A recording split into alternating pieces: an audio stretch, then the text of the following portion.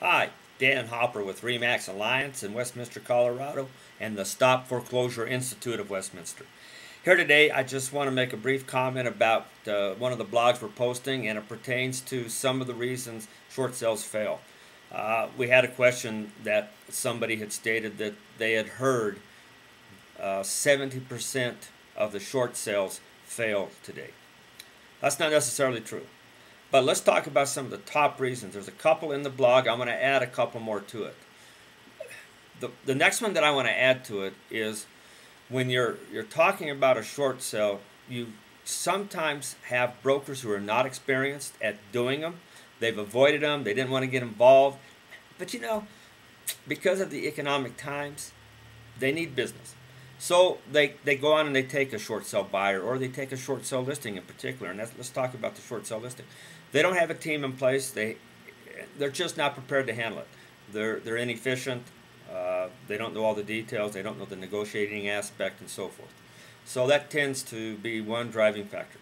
The second one that I really want to stress about is the lenders themselves. They have these negotiators, and let's be honest, they're like sales clerks in a way. They're called negotiators in the loss mitigation department. They're just not prepared. They go through as much training as they can, but they're given a script that is very difficult for them to deviate from.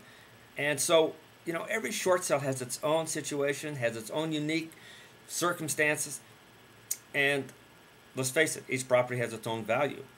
And so if this short sale negotiator at the bank can't get their act together because this doesn't comply with what is right in front of them, looking at it, it gets pushed to the side. Remember, these guys are overwhelmed. They could have 200 to 300 files on their desk, and they are evaluated on the success of getting those files off their desk.